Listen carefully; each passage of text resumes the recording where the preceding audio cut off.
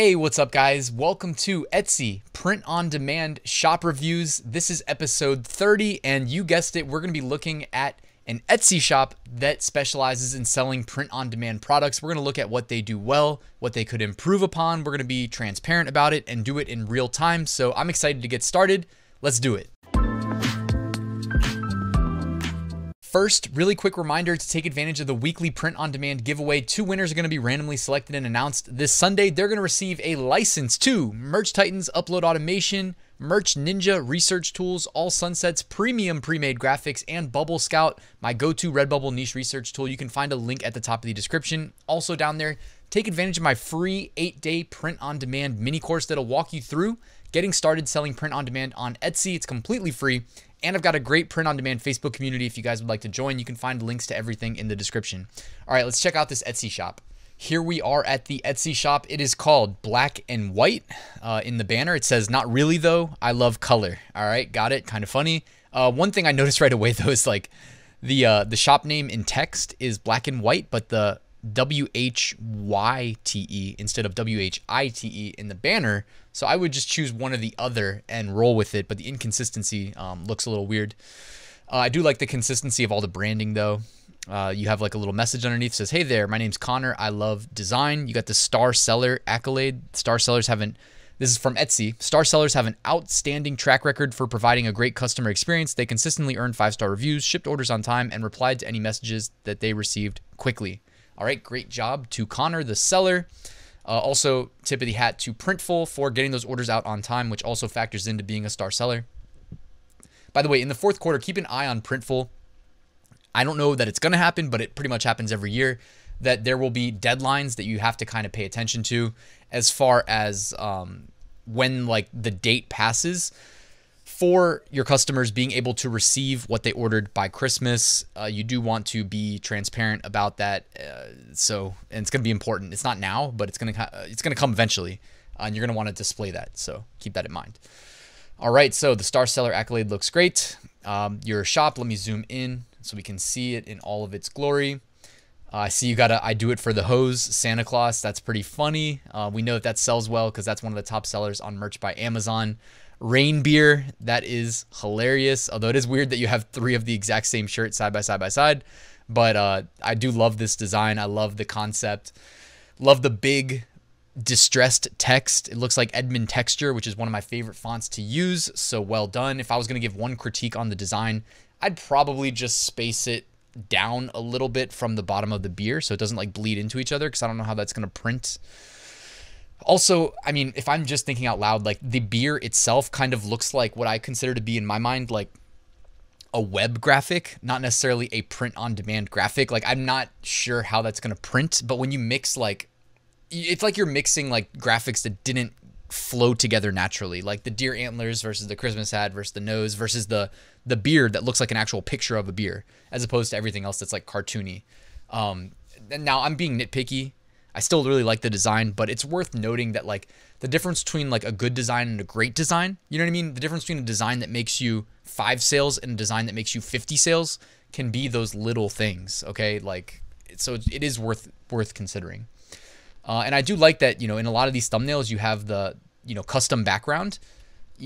Whether it's a Christmas background, I think that's great for Christmas themed designs, or whether it's like kind of just a background like this that just pops a little bit, where you've got the shirt mocked up on, you know, whatever the background is, something other than the standard white background, guys. I mean, Etsy is not Amazon, okay? Etsy is not Amazon. A lot of people who shop on Etsy are shopping on Etsy for a reason, and they're not shopping on Amazon, right? So the standard white background that comes as the default, I do advise against using it. It doesn't take that long to grab your primary thumbnail, magic wand the background off, and make a simple template to create mockups that are like, you know, this one right here with just like some sort of a background. Now, personally, I would probably make a background that pops a little bit more.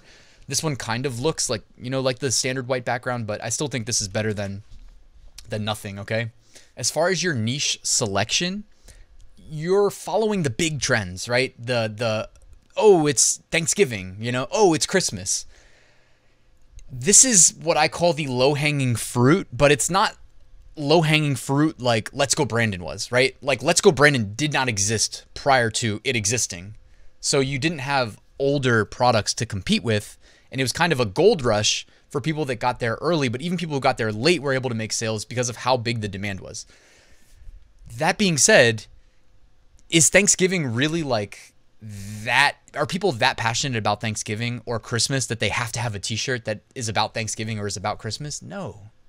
Right? Like, it's the low-hanging fruit, but I don't think it's so significant that we have to just crank out 100 Christmas designs and 100 Thanksgiving designs. Like, ask yourself how many Thanksgiving and Christmas designs you have or shirts you have, right? Like, I don't have any Thanksgiving or Christmas designs. So when I'm doing my niche research and my, really just research and niche selection process, like, of course, if I see a good cross niche between like something relevant and something big like Thanksgiving or Christmas, I'm willing to go for it. But I don't want to start my research process with a preconceived notion that I'm going to lean towards the big holidays, because like, yeah, they're going to soak up a lot of market share of sales, but everything else is also selling. You know, it's okay to be contrarian, like zig while other people zag. If everybody's thinking of Thanksgiving and Christmas, like just do almost anything else, and like you're going to be one of the few people doing it. You know, because like, let's say if half the people are doing the low-hanging fruit Christmas, Thanksgiving, that means that half the, the other 50% is being split up. Like literally everything else is being split up by the other 50% of the people. So as far as your designs though, I do think they're good. I like the ones with the custom backgrounds. I like that you do the big text. You've taken some shots on like, like the inmate with the number. Of course, like I mentioned that I've sold some of those shirts, but yours are way better than mine. However, for whatever reason, like people buy what they buy, like I still make some like decent sales on mine, and I can't believe it every time it sells because it's so crappy. But that being said though, like I don't think this is like, this shop has 58 designs for sale. Okay. Only 58, like only 2 pages. If you only have 58 designs up, I would just highly recommend making text only designs and making them quickly. All right. Making them fast, not slowing down to like introduce a graphic, introduce some graphical element, even if it's like an arrow. You know what I mean? Like, I mean, in this case, an arrow, it's pretty easy, but I would strongly recommend like get a couple 100 designs up, text only. You're doing just fine with the distressed text that's big, bold, and easy to read. Although I don't know why this primary thumbnail is so low resolution. It does not look good in my opinion. Oh, because I'm zoomed in. I mean, I guess it probably looks okay if I zoom out. Although it's still kind of blurry. I mean, yeah, it's still blurry, so it had nothing to do with the zoom. Wherever you're doing your thumbnails, I would try to make sure that you get like crisp, high-res thumbnails, because you wouldn't want to lose a sale over that. Also, check your profit margins. You're offering free shipping on a shirt that you're only charging $19.95 for. So please make sure that you are making money, because from the mock-up, this looks like a Bella Canvas shirt. So let's say you're doing that in Printful, $12.95 plus $4.99, 12.95 plus 4.99.